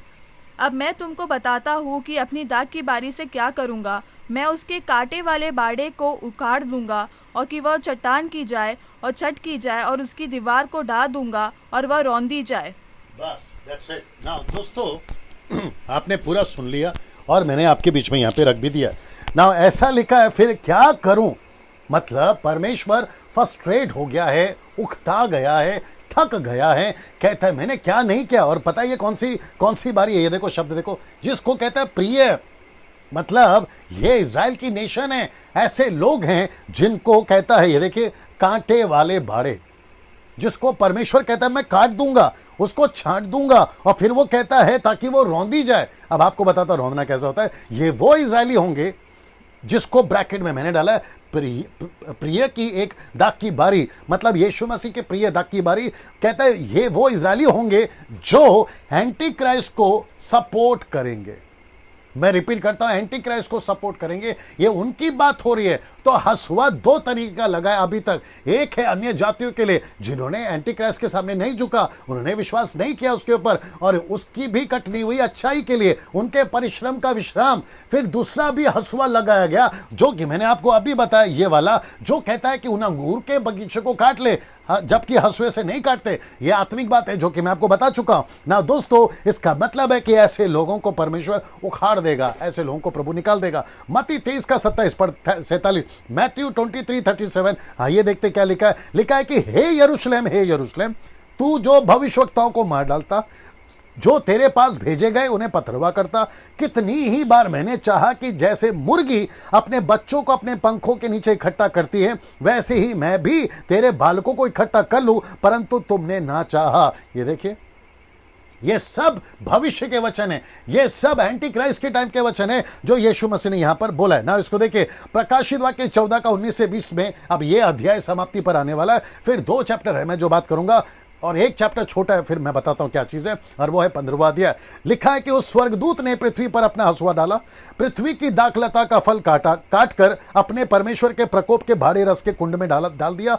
अब जरा ध्यान से देखना, नगर के बाहर उस रस के कुंड में दाख रौंदे गए, और रस कुंड में से इतना लहू निकला, ये देखिए, इतना लहू निकला कि घोड़ों के लगामों तक पहुंचा, और जो कि कहते हैं 100 कोस तक बह गया। इसका मतलब है एक बड़ा स्टेडियम, और उसके जो घोड़े हैं उसके एड़ियों तक, लगामों तक पहुंच गया। मतलब आप सोच के देखिए कि कितना लहू आपको बहाना पड़ेगा पूरे घोड़े के लगामों तक पहुंचने के लिए। तो इसका मतलब क्या है, मैं आपको बताता हूं। लिखा है यशायाह की किताब, उसका 63 का 1 से लेकर 3 तक में। आइए देखते क्या लिखा है। ये कौन है जो एदोम के देश के बोस्त्रा नगर से बेचैनी वस्त्र पहने हुए चला आता है, जो अति बलवान है, भड़कीला पहरावा पहने हुए झूमता चला आता है? यह मैं ही हूं, यानी यीशु। अब आगे देखो क्या लिखा है। जो धर्म से बोलता, पूरा उद्धार करने की शक्ति रखता है। तेरा पहरावा क्यों लाल है? यीशु का पहरावा लाल क्यों हो गया? अब देखो आगे कहता है, क्या कारण है कि तेरे वस्त्र होद में दाख रौंदने वाले के समान है? आपको बताया था ना, ये दाख रौंदेंगे, मतलब इजरायलियों की कटनी हो रही है न्याय के लिए, प्रकोप में। तो यहां पर कहता है, क्या कारण है कि तेरे वस्त्र होंद में दाख रोंदने वालों के समान है। जब अंगूर का रस निकालते हैं ना, तो अंगूर का रस तो कपड़े पे गिरता है, और ऐसा यीशु के कपड़े पे खून, यीशु के कपड़े पे खून, ब्लड दिखाई देता है। और देश के लोगों में से किसी ने मेरा साथ नहीं दिया। हाँ, मैंने अपने क्रोध में आकर उन्हें रौंदा और जलकर उन्हें लथाड़ा है। उनके लहू के छींटे मेरे वस्त्र पर पड़े हैं, और इससे मेरा सारा पहरावा धब्बेदार हो गया। ये देख रहे हैं, धब्बेदार हो गया। इसको कहते हैं, अगर यीशु मसीह ने आपको मौका दिया है तो आपको उसके लहू का कदर करना है। अगर यीशु के लहू का कदर नहीं करोगे, जो कि इब्रानियों किताब उसका 10वां अध्याय वचन 25-26 से अगर पढ़ोगे, तो लिखा है कि जो फिर से पाप करता है वो यीशु के लहू को रौंदता है, मतलब यीशु को फिर से क्रूस पे चढ़ाता है। अगर आप यीशु को फिर से क्रूस पे चढ़ाओगे तो यीशु मसीह तो आपके साथ ऐसे ही करेगा। ये बात को साबित करती है ना। मैं आशा करता हूं कि आपको ये बात समझ में आ गई ना। ये घोड़ा देख लीजिए, ये चित्र देख लीजिए। यीशु जब आएगा तो इजरायलियों का लहू यीशु के कपड़े पे होगा, जो कि अभी आपने यहां पर पढ़ा। धब्बेदार कपड़ा क्यों हो गया? क्योंकि उन्होंने लहू, यीशु ने इजरायलियों का लहू बहाया या उनको खत्म किया है, और उसके छींटे इसके कपड़े पर गिरे हैं। ये शानदार चित्र आप देख लीजिएगा ना। प्रकाशित वाक्य 15वें अध्याय पे आता हूं, क्योंकि मुझे वक्त का भी ध्यान रखना है। आशा करता हूं कि 14वां अध्याय आप समझ गए हैं। 2 तरह की कटनी है, एक है अन्य जातियों की, एक है इजरायलियों की। 1,44,000 कौन है मैं आपको बता चुका हूं। ये वैसे लोग हैं जिनको परमेश्वर अपनी जनरेशन कहता है, जिनका पवित्र होना जरूरी है। एंटी क्राइस्ट के टाइम पे टेम्पटेशन पीक पे जाएगा, और ऐसे लोगों का होना बहुत जरूरी है जो परमेश्वर के काम को आगे बढ़ा सकते हैं। प्रकाशित वाक्य 15वें अध्याय पे आ रहा हूं। आइए इसकी बात शुरुआत करते हैं। प्रकाशित वाक्य का 15वां अध्याय मात्र 8 पद का ही है। यह अध्याय परमेश्वर के प्रकोप के अंत को बताता है। सब ठीक है, ये परमेश्वर के प्रकोप को बताता है 15वां अध्याय। मैं बताता हूं कैसे। 15 का 1, फिर मैंने स्वर्ग में एक और बड़ा अद्भुत चिन्ह देखा, अर्थात 7 स्वर्गदूत जिनके पास में 7 पिछली विपत्ति थी, क्योंकि उनके हो जाने पर परमेश्वर के प्रकोप का अंत है। मैं रिपीट करता हूं कि 15वां अध्याय ये परमेश्वर के प्रकोप को अंत करने वाला अध्याय है, क्योंकि 16वें अध्याय से लेकर 20वें अध्याय तक आपको परमेश्वर का वो जो 7 बोल्स, 7 कटोरे, उसकी शुरुआत होती है 15वें अध्याय पे, और वो कैसी हो रही है जिसका वो अंत कर रहा है ये बताते हैं। पद 3 में 2 बातें हैं या 2 तरह के लोग हैं। पहला ग्रुप है इजरायलियों का जो मूसा का गीत गा रहे, अभी बताया था, और दूसरा है अन्य जातियों का, यानी यीशु का गीत। आप जब पढ़ोगे तो आपको पता चल जाएगा। तो यहां पे 2 ग्रुप है, एक है मूसा का गीत और दूसरा है यीशु का गीत, मतलब ओल्ड टेस्टमेंट और न्यू टेस्टमेंट। नाउ पद 7 में 4 प्राणियों में से एक कटोरा देते हुए दिखता है, मतलब पद 7 में 4 प्राणियों में से एक कटोरा देते हुए दिखता है। ये चित्र देख लीजिए जी, लाइट का टाइम आ गया, ठीक है ना। ये चित्र देख लीजिए। ये है 4 प्राणी। आपको याद होगा 4 प्राणी का रूप कैसा है। एक है सिंह, दूसरा है मनुष्य, तीसरा है बछड़ा और चौथा है उकाब। ये आपको मैं बता चुका। तो इसका मतलब है उसमें से एक ने 7 कटोरे सोने के दिए। ये कटोरा क्यों, मैं आपके बीच में रखने जा रहा हूं, ये देख लीजिए। ये कटोरा क्यों ना। पद 8 में फाइनल जजमेंट स्टार्ट करता है, जिसको मैंने लिखा है फाइनल जजमेंट स्टार्टेड। 15वां अध्याय यहां पे मैं खत्म कर रहा हूं, और मैं चाहता हूं जी जी जी जी, इसको भी देख लो जी ना, आपके बीच में जी। ये रहा आपका 16वां अध्याय जी जी। ये रहा आपका 16वां अध्याय। इसका मतलब है दोस्तों, अभी तक 14वां अध्याय पूरा कर दिया, 15वां अध्याय पूरा कर दिया, और मैं वापस कहता हूं बहुत डेप्थ में नहीं गया और बहुत हल्का हल्का भी नहीं दिया। आप मेरे स्टडीज को जानते हैं, आप जैसा समझ सकें, जितनी ज़रूरत है मैं उतना दे रहा हूं। बीच में कुछ लोगों ने कहा था, या बीच में कमेंट्स पे भी डाल रहे थे, हालांकि उनको ब्लॉक किया गया है, वो कह रहे थे कि आपने ये नहीं बताया, वो वचन का ऐसा मतलब है। मुझे सब पता है। मैं जब स्टडी करने बैठता हूं, मैं सभी एंगल को चेक करता हूं, सारी चीज़ों को चेक करता हूं, फिर आपके बीच में उनको छांट कर लाता हूं, और मुझे पता है आप उतना डाइजेस्ट नहीं कर पाओगे, ठीक है ना। लेकिन जैसे जैसे वक्त बीतेगा इसके ऊपर बात करते रहेंगे, चर्चा करते रहेंगे, ठीक है ना, उसको ध्यान में रखिए। अब यहां से आज का आखिरी चैप्टर है ये, और जो कि 16वां चैप्टर, और कल स्टार्ट होगा 17वां से ना। अब आपको पूरे संसार को इस नजरिए से देखना होगा। 16वां अध्याय बहुत डेंजर है, जहां पे 7 बोल्स का जिक्र है, इसलिए अब आपकी मजबूती और करिए, आपकी जितनी कैपेसिटी अंडरस्टैंड करने की उसकी मजबूत करिए। मैं वापस कहता हूं कि अब आपको पूरे संसार को इस नजरिए से देखना होगा। कौन से नजरिए से, मैं आपके बीच में रखने जा रहा हूं। आशा करता हूं यहां सब कुछ ठीक चल रहा है ना। ये है जिसको इंग्लिश में मैंने लिखा है क्राइस्ट रिजेक्टिंग वर्ल्ड। मैं रिपीट करता हूं कि आपको पूरे संसार को इस नजरिए से देखना होगा, जो कि कहता है क्राइस्ट रिजेक्टिंग वर्ल्ड। तो इसका मतलब है कि उस वक्त में, बड़े ध्यान से सुनना, उस वक्त में जो पृथ्वी उस वक्त में होगी, सबसे पहला एक है ड्रैगन, दूसरा है एंटी क्राइस्ट, तीसरा है फॉल्स प्रॉफिट, अब चौथा नाम दे रहा हूं जो अभी देते हुए आ रहा था, और वह है फॉलन चर्च, पतन की हुई कलीसिया, जिसको कहते हैं फॉलन चर्च। ये हो गया 4, और साथ ही साथ वो सारे लोग जो एंटी क्राइस्ट के वर्शिपर्स हैं, वो भी पृथ्वी पर हैं। तो इसका मतलब है कि 16वें अध्याय से आपको पृथ्वी को कौन से नजर से देखना है, परमेश्वर के नजर से, 4 प्राणियों के नजर से, 1,44,000 के नजर से, जिनकी गिनती लाखों में, उनकी नजर से, डैनियल राज की नजर से, जो व्यूअर्स अभी देख रहे हैं फेसबुक यूट्यूब, आपकी नजर से आपको दुनिया को देखना होगा। 16वें अध्याय में लिखा है क्राइस्ट रिजेक्टिंग वर्ल्ड, मतलब यीशु को इनकार किया हुआ दुनिया। अभी कैसे बताऊं, अभी जो दुनिया है ना, वो सुरक्षित है। पता है क्यों? हम पृथ्वी पर हैं। वाह, वापस आता हूं, अभी जो दुनिया है ना, वो सुरक्षित है क्योंकि हम है दुनिया में। इसका मतलब है कलीसिया है दुनिया में। लेकिन जिस दिन कलीसिया उठा ली जाएगी, तो पृथ्वी की उल्टी गिनती शुरू। जैसे नूह जब तक जहाज में नहीं बैठा बारिश को रोक के रखा, लेकिन जैसे ही नूह जहाज में बैठा परमेश्वर ने दरवाजा बंद कर दिया। पृथ्वी की तबाही की उल्टी गिनती शुरू हो गई थी। जब तक लूत और उसके बच्चे और उसकी पत्नी उस नगर से नहीं भागे तब तक आग नीचे नहीं गिरी।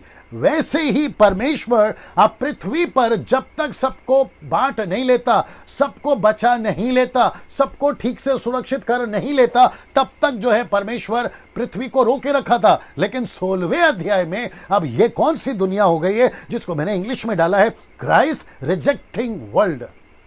ये पृथ्वी यीशु को नफरत करने वाली पृथ्वी है। ये वो पृथ्वी हो गई है जिसको मसीह से प्यार नहीं है। ये वो पृथ्वी हो गई है जिसको यीशु के बातों से प्यार नहीं है। तो ऐसी पृथ्वी का अंत होना तो स्वाभाविक है। मैं बात कर रहा हूं आत्मिक। ऐसी पृथ्वी का अंत होना स्वाभाविक है ना। इसको देखिए क्या लिखा है। अब जो 3 बातें आपको ध्यान रखना है इसमें वो बता देता हूं। सबसे पहला, अब जो परमेश्वर का न्याय होगा वो सिर्फ छाप लिए हुओं पर ही पड़ेगा, नंबर 1। दूसरा, न्याय पूरी दुनिया पर पड़ेगा, क्योंकि 5वें अध्याय से जब मोहर, फिर उसके बाद में 6वें अध्याय में तुरी, फिर उसके बाद में आपको जो है अभी बोल्स का शुरू हो रहा है, तब तक में 1/3 दिखा था। मतलब 1/3। लेकिन अब जो विपत्ति आएगी वो पूरी दुनिया में आएगी। जो जानवर मरे थे, जो पेड़ पौधे मरे थे, जो पानी लहू हुआ था आपके 6वें अध्याय से 9वें अध्याय तक में, वो 1/3 था, 1/3।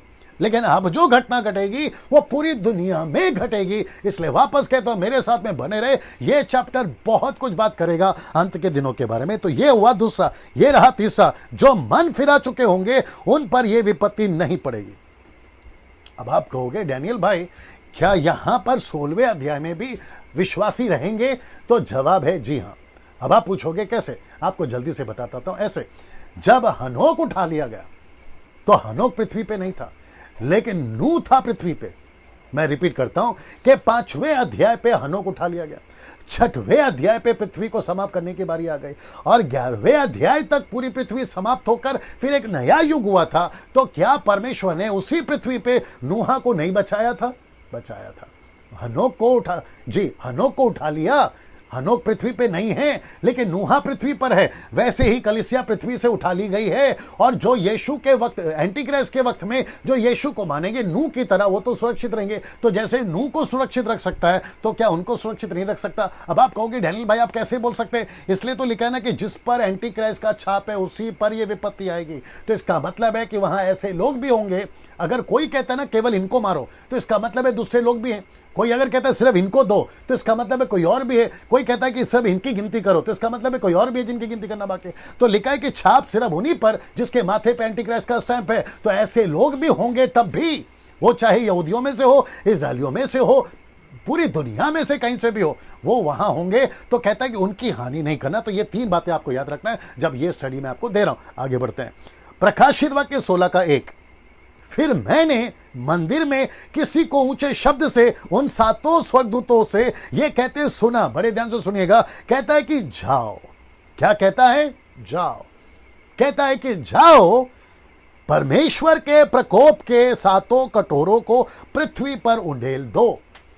अब बड़े ध्यान से सुनना। आपको अपनी पीठ थपथपाने का टाइम दूंगा, और साथ ही साथ आपको खुश होने का भी टाइम दूंगा। कैसे कनेक्ट कर रहा हूं कटोरे के साथ। अब यहां पे प्रश्न उठता है कि सोने का कटोरा क्यों? ये देखो, ऐसा लिखा है कि सोने का कटोरा क्यों? प्रकाशित वाक्य 5:8। जब सब ने पुस्तकें ले ली तो वो चारों प्राणी 2400 प्राचीनों में से मेमने के सामने गिर पड़े, और हर एक के हाथ में वीणा, धूप से भरे हुए सोने के कटोरे। ये देखो, सोने के कटोरे, ये तो पवित्र लोगों की प्रार्थना है। तो यीशु मसीह परमेश्वर यहोवा कटोरा क्यों डेल रहा है? और वो कटोरे में क्या है? परमेश्वर का क्रोध, गुस्सा, प्रकोप तो है, लेकिन वो प्रकोप क्या है? वह है पवित्र लोगों की प्रार्थना। अब आप कहोगे इसका कनेक्शन यहां पर है। 15:7 लिखा है प्रकोप से भरे हुए 7 सोने के कटोरे। ये कटोरा में पहली बात प्रार्थना है। वो प्रार्थना, बड़े ध्यान से सुनना, वो प्रार्थना, कटोरे का प्रार्थना, वो क्रोध में कैसे बदल गया?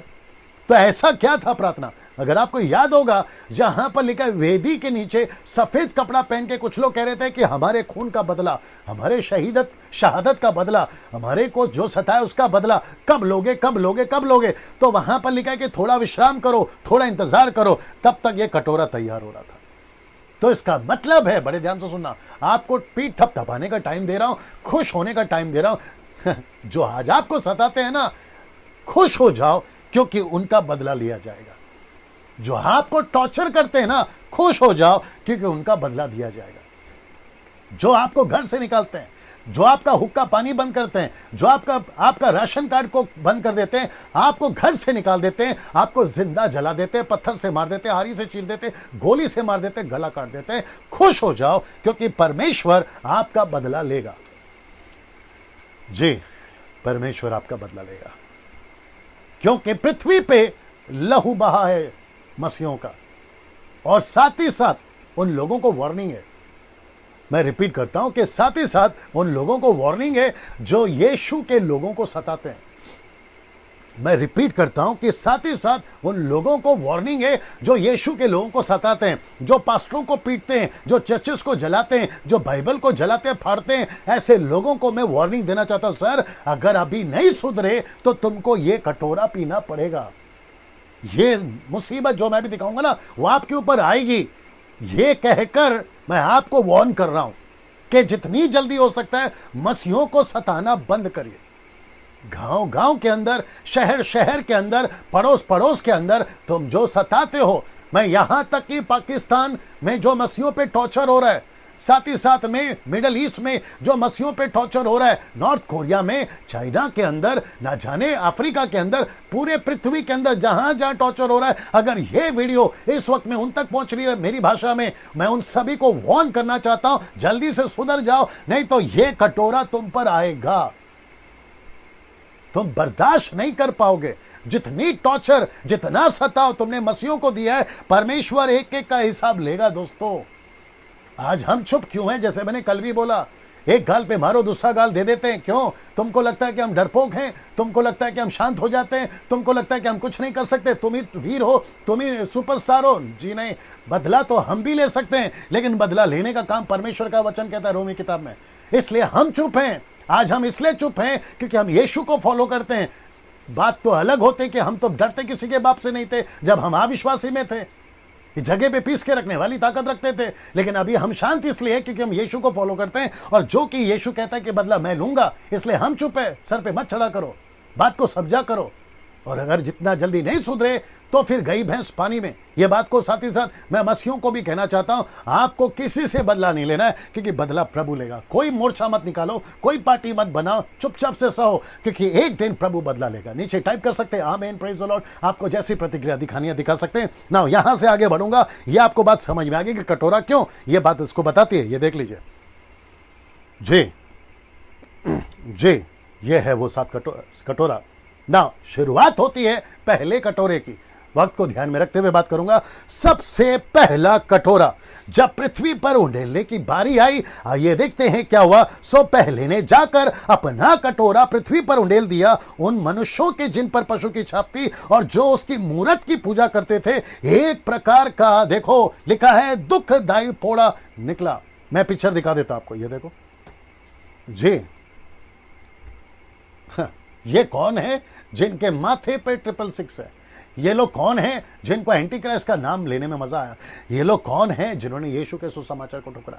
ऐसे लोगों के ऊपर यह मुसीबत आएगी। इसका मतलब क्या है पता है? आप कहोगे डैनियल भाई, अगर हमको फोड़ा आ गया ना तो हम डॉक्टर के पास जाके इलाज करेंगे। मेरे दोस्त, डॉक्टर को खुद फोड़ा हो चुका है।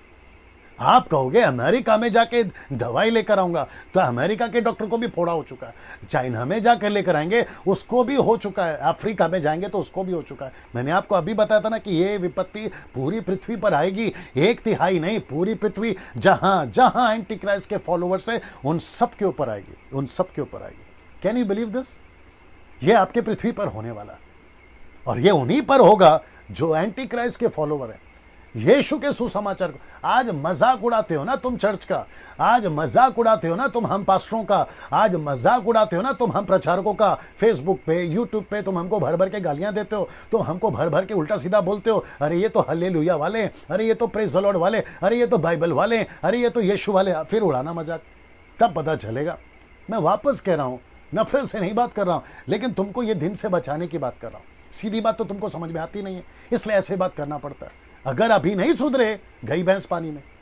ये मैं वापस कह रहा हूं। साथ ही साथ मैं उनको भी वार्न कर रहा हूं जो यीशु में होकर उनको मस्ती चढ़ी हुई है। यीशु में होकर उनको मस्ती चढ़ी हुई है। एक है मस्ती, दूसरी है सुस्ती। अगर तुम नहीं सुधरे तो भैया तुम्हारी भी यही हालत होने वाली है। जो पैसे के लालची है, पास्टरों की बात कर रहा हूं, सेवकों की बात कर रहा हूं, विश्वासियों की बात कर रहा हूं, तुम भी सुधरो, नहीं तो ये दिन आएगा। जो चर्च का पैसा लूटते हैं, जो चर्च का पैसा खाते हैं, जो गरीब बेचारे, उनको प्रार्थना के नाम पे 10,000, 5,000, 20,000, क्या मजाक लगा के रखा है यार। तुम सुधर जाओ, नहीं तो ये मुसीबत तुम पर भी आएगी।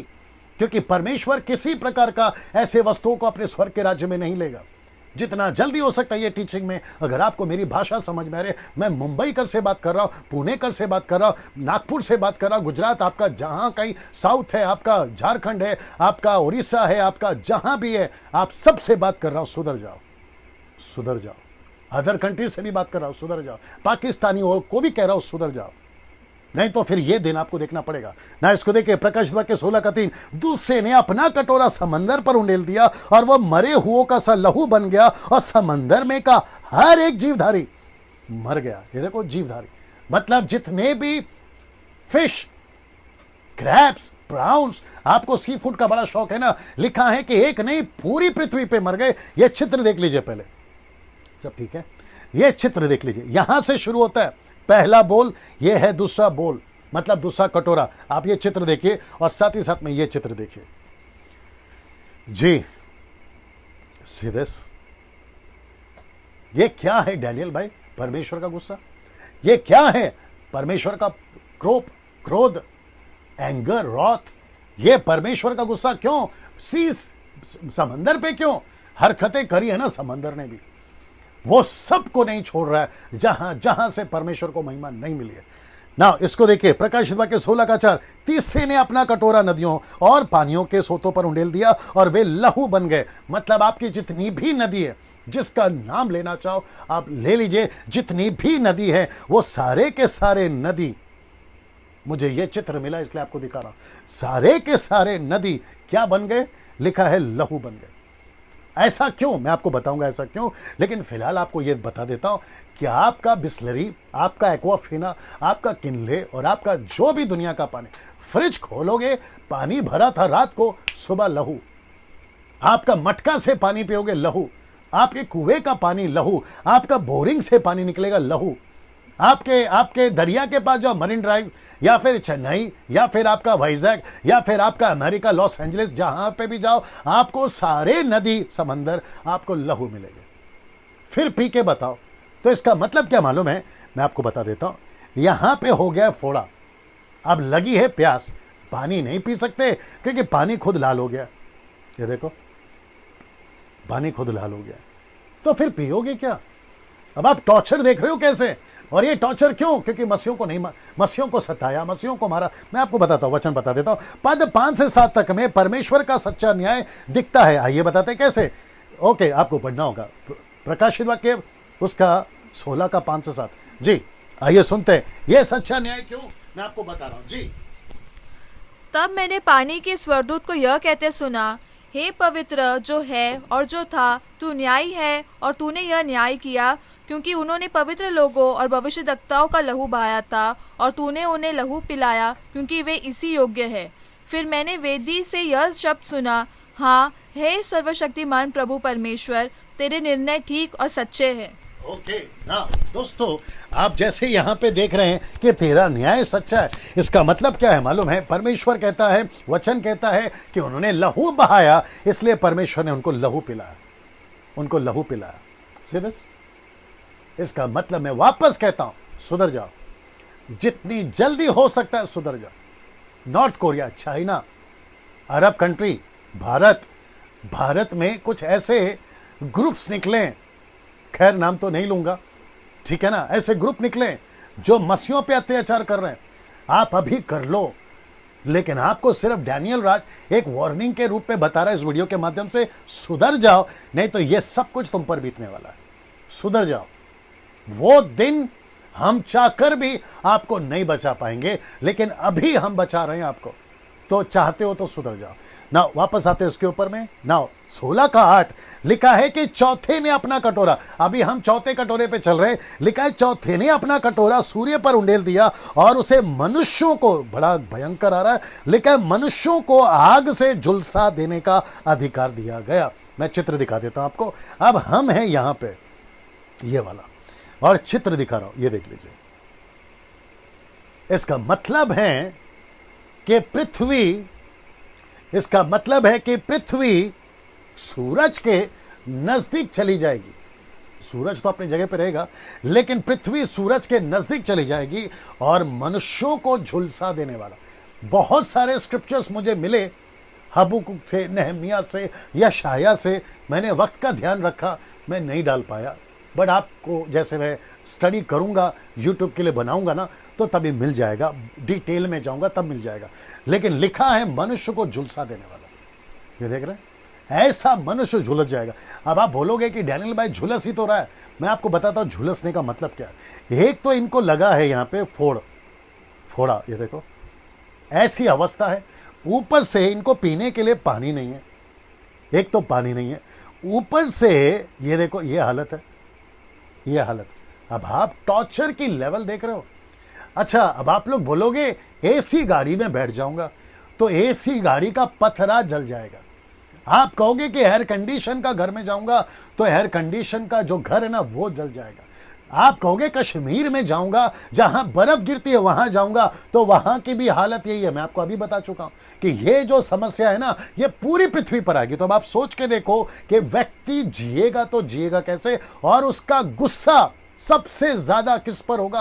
मैं आपको वो भी बताता हूं कि किस लेवल का गुस्सा होगा, मैं आपको वो भी बताऊंगा ना। इसको देखते 16 का 10, वक्त को ध्यान में रखते हुए आगे बढ़ रहा हूं। 5वें ने अपना कटोरा उस पशु के सिंहासन पर उंडेल दिया, उसके राज्य पर अंधेरा छा गया और लोग पीड़ा के मारे अपनी अपनी जीभ चबाने लगे। ये जीभ क्यों चबा रहे? 2 कारण हो सकते हैं। आदमी जीभ चबाता है गुस्से में, दूसरा आदमी जीभ चबाता है भूल हो गई, अरे भूल हो गए, अरे भूल, ऐसा करता है ना। तो ये 2 तरीके से जीभ चबाएगा, या तो गुस्से में या तो भूल हो गए। भूल क्या हो गई? यार इतना समझाते थे ये मसीह लोग, हम नहीं सुधरे। यार ये इतना समझाता था डैनियल राज, हम नहीं सुधरे। यार ये इतना अच्छा बताते थे प्रभु के दास लोग, लेकिन हमने कभी ध्यान नहीं दिया। तो उस वक्त में ऐसे जीभ चबाएंगे, ये एक रीजन हो सकता है ना। लिखा है कि पशु के सिंहासन पर, ये देख रहे हैं पशु के सिंहासन पर, मैं फोटो दिखा रहा हूं आपको, ये देख लीजिए, और साथ ही साथ ये देख लीजिए, पशु के सिंहासन पर, यानी कि मंदिर में बैठा है ना वो, जिसको कहते हैं फॉल्स चर्च, उस पर बैठा है ना वो। उसने अपने आप को डिक्लेयर कर दिया ना कि मैं मसीहा हूं, मैं परमेश्वर हूं। तो उसके ऊपर भी, और क्या लिखा है पता है, ये देख लीजिए, वो पूरा शहर, वो पूरा इलाका पूरा अंधेरा हो जाएगा। वाह, आप कल्पना तक कर सकते हैं कि ये सब पृथ्वी पे बीतने वाला। अब आप कहोगे डैनियल भाई यार ये सच नहीं हो सकता, ऐसा कुछ नहीं करेगा परमेश्वर, इतना प्यार करता है कहां से करेगा। तो फिर मैं आपको बता दूं कि मूसा के टाइम पे क्या हुआ था, जहां अंधेरा भी हुआ था, लहू पानी हो गया, पानी लहू हो गया था, माफ करें, वहां का समंदर लहू बन गया था, अंधेरा छाया था, वहां पर ग्रास सुपर या फिर टीडियां आ गई थी, वहां मेंढक आ गए थे, मैयत हो रही थी, पहला बच्चा मर गया था। तो जब ये हुआ तब, अभी नहीं हो सकता है। और वो फिरौन कौन था? परमेश्वर के लिए दुश्मन। तो एंटीक्राइस्ट कौन है? परमेश्वर के लिए दुश्मन। सिमिलर है ना, आप समझने की कोशिश करिए। परमेश्वर प्यार है, प्यार करता है, लेकिन किससे? पापियों से, पाप से नहीं। ये आपको समझना बहुत जरूरी है। तो ये हो गया आपका अभी तक जो है 5वां मोड़। आप क्षमा करें, बोल, ये रहा 6वां वचन 12, कहता है 6वें ने अपना कटोरा बड़ी नदी फुरात, ये देखो फुरात, आपको याद है ना फुरात, मैंने जिक्र करा था, ये है बड़ी नदी फुरात, उस पर भी उंडेला गया। अब नदी फुरात पर क्यों उंडेला गया, इसका बहुत लंबा कनेक्शन है, लेकिन मैंने बहुत छोटे में रखा है। अगर मैं उतना सब लाता तो मैं समझता हूं कि 3 घंटे का टीचिंग हो जाता है, इसलिए मैं आपको छोटे में रखता हूं। लिखा है बड़ी नदी फुरात पर उंडेल दिया और उसका पानी सूख गया। मैं आपको चित्र दिखाऊंगा, उसका पानी सूख गया कि पूर्व दिशा के राजाओं के लिए मार्ग तैयार हो। तो मतलब एक ऐसी विशाल नदी जो इस पार से उस पार नहीं जा सकते। ये बेबीलोन के टाइम से चल रहा है, अदन के बगीचे से चल रहा है। ऐसी नदी जो अभी भी पृथ्वी पर है, जो कि कहता है उसको सुखा देगा। क्यों, मैं आपको बताता हूं। पहला उसका ये देख लेते हैं जी।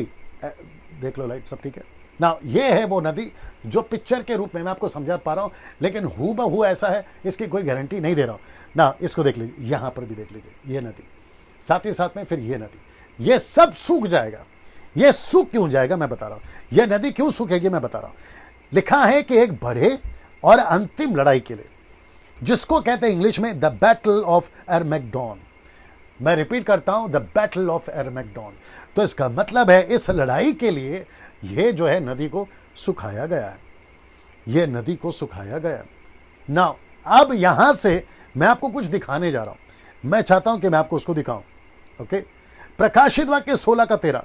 मैंने उस अजगर के मुंह से और उस पशु के मुंह से और उस झूठे भविष्यवक्ता के मुंह से, शब्द को ध्यान दीजिए, लिखा है कि 3 अशुद्ध आत्माओं को मेंढकों के रूप में निकलते देखा। यह है वो चित्र जी। रेडी जी, ये है वो चित्र जी। ये है वो चित्र। एक है ड्रैगन यानी कि लूसीफर, दूसरा है एंटीक्राइस्ट, चीता, भालू, ये सब बताया था। ये रहा फॉल्स प्रॉफिट, झूठा, और ये रहे 3 मेंढक। मुझे नहीं पता पिक्चर कितना क्लियर है, लेकिन आपको कुछ सेकंड तक रख रहा हूं, इसको देख लीजिएगा। ऐसे मेंढक या ऑन, ऐसे मेंढक जो हैं आपको दिखाई देंगे। तो वापस आता हूं, पशु के मुंह से, भविष्यवक्ता, झूठे भविष्यवक्ता के मुंह से, अजगर के मुंह से, ये 3 मेंढक के रूप में आएंगे ना। कुछ लोग कहते हैं कि डैनियल भाई ये मेंढक क्या है। सो मैं इसको कहूंगा कि लिटरली ये मेंढक ही है, फ्रॉग, मेंढक ही है। पूछोगे कैसे, मैं बताता हूं। ऐसे लिखा है रूप, ये देखो रूप, मेंढकों के रूप। तो जॉन अगर मेंढक का रूप ही देख रहा है तो ये मेंढक ही होगा, या फिर कुछ और होगा, हम नहीं जानते हैं क्योंकि ज्यादा नहीं लिखा है। अगर उस वक्त में जो घटना घटेगी तब हम पता लगाएंगे, लेकिन इन मेंढकों का काम क्या है मैं आपको वो बता देता हूं।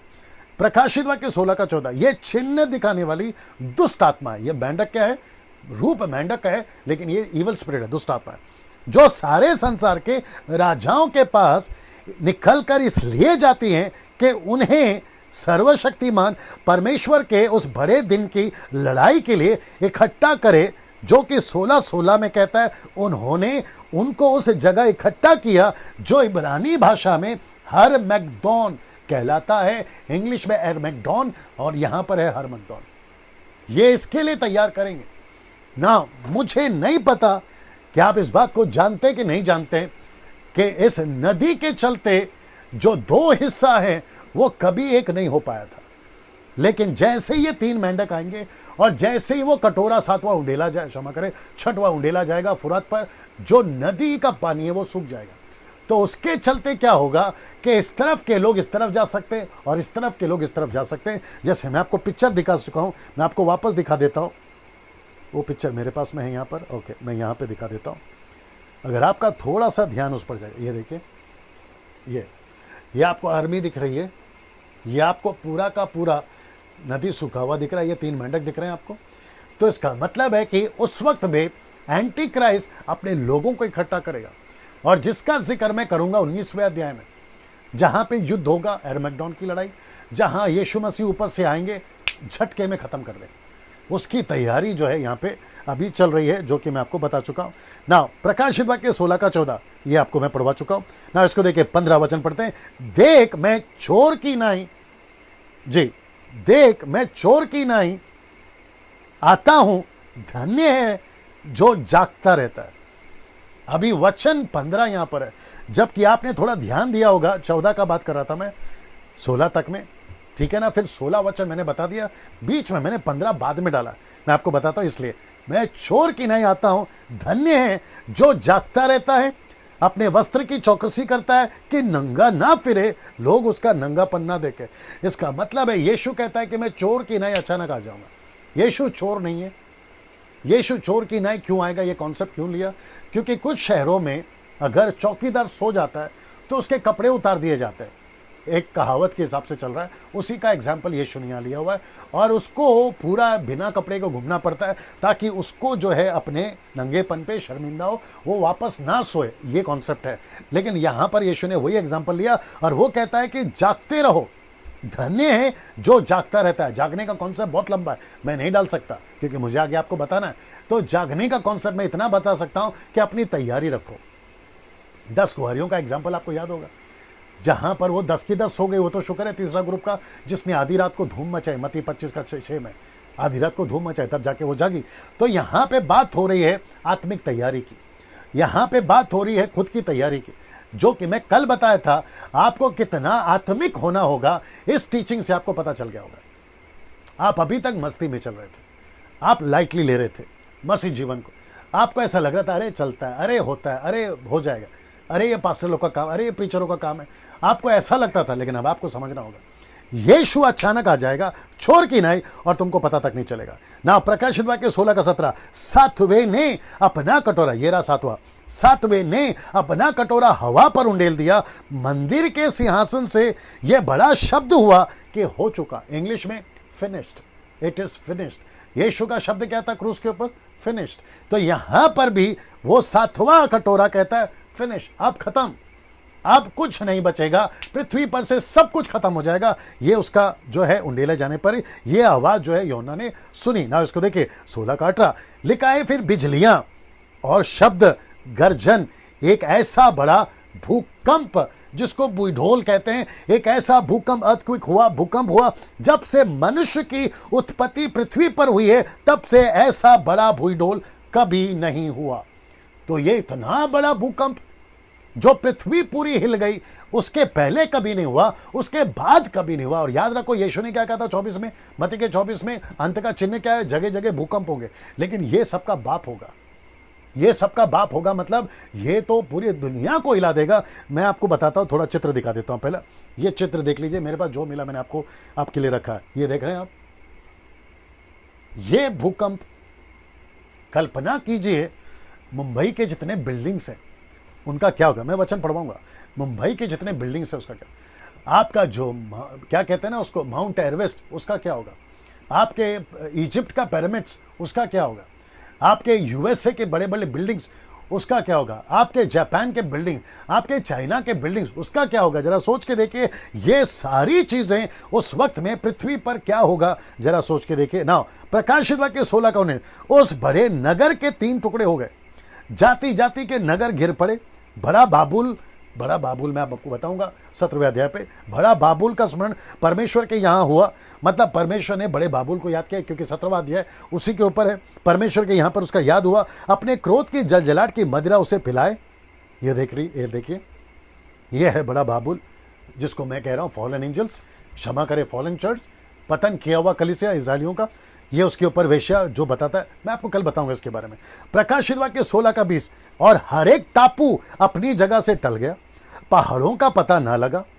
प्रकाशित वाक्य 16 का 21 कहता है, आकाश में से मनुष्य पर मन भर के बड़े बड़े ओले गिरे। ओले का मतलब है पत्थर गिरे, ऊपर से पत्थर गिरेंगे, इसलिए कि यह विपत्ति बहुत ही भारी थी। लोगों ने ओलों की विपत्ति के कारण परमेश्वर की निंदा किया। मैंने आपको बताया था ना, उनको इतना गुस्सा आएगा, किसके ऊपर? परमेश्वर के ऊपर। पता है क्यों? क्योंकि लूसीफर, उसके चेले छपाटे, एंटी क्राइस्ट, उसका फॉल्स प्रॉफिट, वो सब क्या कहेंगे पता है? ये जो भी विपत्ति आ रही है परमेश्वर दे रहा है, परमेश्वर दे रहा है। ये बात तो 100% है कि परमेश्वर ही दे रहा है, लेकिन वो लोगों को मन फिराने के बजाय वो लोगों का मन और कठोर कर रहा है कि परमेश्वर पर भरोसा मत करो। ये उसको बताता है ना। दोस्तों, ये एक छोटा सा झलक अभी तक क्या क्या हुआ ये आपके पिक्चर के रूप में बता दिया। ये फोड़ा बताता है, फिर पूरा समंदर लाल हो गया, ये बताता है। तीसरा जो है आपका नदी का पानी लाल हो गया या फिर लहू बन गया। फिर आप देख रहे हैं झुलसा देने वाली बातें, एंटीक्राइस्ट के ऊपर जो है पूरा एंटीक्राइस्ट का राज्य अंधेरा हो गया। और फिर आप ये देख सकते हैं, और फिर ये जो अंतिम है जो कि कहता है कि पूरी तरह से खत्म हो गया, 3 मेंढक यहाँ पर बताते हैं, जो कि संपूर्ण जगत तहस नहस हो गया। ये बात आप जान पा रहे हैं ना। ये चित्र जी, ये चित्र आप इसका स्क्रीनशॉट ले लें जैसा ठीक लगे, लेकिन अभी तक हम जो हैं ये समझ पाए हैं 16वें अध्याय के मुताबिक कि पृथ्वी पर कुछ भी आसान नहीं होगा। ये आपको समझाना चाहता हूं। पृथ्वी पे कुछ भी आसान नहीं होगा, सब कुछ बिगड़ जाएगा। तो उन दिनों तक क्यों जाएं, वहां तक क्यों जाएं, उस दिन तक का इंतजार क्यों करें? क्यों ना अभी मन फिराएं। मैं आपको अभी मौका दे रहा हूं। आप जहां हैं, घर पर बैठे हैं, आप कहीं पर टहल रहे हैं, छत के ऊपर हैं, जहां कहीं है, मन फिराइए, पश्चाताप करिए। अगर आप घुटने पर आ सकते आइए, मैं तो खैर नहीं आ सकता, सेटअप अलग है। आप जहां हैं घुटने पर आइए, आपके फैमिली के साथ, आपके बच्चों के साथ, अपनी पत्नी के पति के साथ, माता पिता के साथ रिपेंट करिए कि प्रभु मैं ऐसे दिन देखना नहीं चाहता, मैं कम से कम ये विपत्ति में नहीं पड़ना चाहता, मुझे उस पाप के पुरुष के पास नहीं फंसना जिसका नाम है एंटीक्राइस्ट, मुझे यीशु में बचना, मुझे पहले रैप्चर में उठाया जाना। मैं उन सभी वर्शिपर्स को, भारत के कोई भी कोने से आप देख रहे हैं, मन फिराइए। आपने बहुत मस्ती कर ली, म्यूजिशियंस मैं तुमसे बात कर रहा हूँ, आपने बहुत मस्ती कर ली, आपने बहुत टाइम पास कर लिया, आपने मन चाहा जीवन जी लिया। सेवकों मैं तुमसे भी बात कर रहा हूँ, मैं आप लोगों से भी बात कर रहा हूँ। आपने भी बहुत मनमानी कर ली, विदेश घूम लिए, फुकट में फ्लाइट टिकट मिल रहा था, आप उसका चक्कर लगा कर आ गए, देश घूम के आ गए, विदेश घूम के आ गए, और आपको ऐसा लगा यही मसीह जीवन है। पश्चाताप करिए। चर्च के लोग, आपने बहुत हल्के में लिया यीशु, रिपेंट करिए। कोरोना वायरस आपको एक झटका दिया है अभी, जिसको आप अभी तक उभर नहीं पा रहे, हम नहीं उभर पा रहे। अब आप सोच के देखिए, हर युग में, हर 100 साल में ऐसा पैंडेमिक आता है, या महामारी जिसको कहते आता है। अगर हर साल में, क्षमा करें, हर 100 साल में अगर ये विपत्ति आती रहे, आप सोच के देखिए। तो जितना हो सकता है प्रभु के नजदीक आइए। जो इंटरनेशनल्स हैं, आप जहां से भी, जो भी कंट्री से देख रहे हैं, सर रिपेंट करिए, पश्चाताप करिए, बैठिए प्रभु के पास और कहिए, परमेश्वर कम से कम 4 किताबों ने आपको यीशु का प्यार दिखाया, ये आखिरी किताब ने आपको यीशु का गुस्सा दिखाया। मैं रिपीट करूं, 4 किताब, मत्ती, मार्क, लूक, जॉन, प्यार दिखाया ना आपको, लेकिन ये किताब ने यीशु का दूसरा पहलू दिखाया, गुस्सा। सो मजाक नहीं है यीशु, मजाक नहीं है क्रिश्चियनिटी, मजाक नहीं है परमेश्वर का वचन, उसको गंभीर लीजिए। दोस्तों, कल मुलाकात करूंगा 17वें अध्याय के साथ में। आशा करता हूं कि आप लोग के साथ फिर मुलाकात होगी। संडे लास्ट है, ये जो रविवार है ये लास्ट होगा। मैं संडे तक 22 अध्याय आपके बीच में जैसे तैसे मैं समाप्त करूंगा, लेकिन उसके बाद मैं वादा करता हूं एक एक टॉपिक के ऊपर वीडियो बनाऊंगा यूट्यूब पर डालने के लिए। ठीक है, कल मुलाकात होती है, तब तक अपना ख्याल रखिए, कल मुलाकात करेंगे। प्रभु आपको आशीष दे।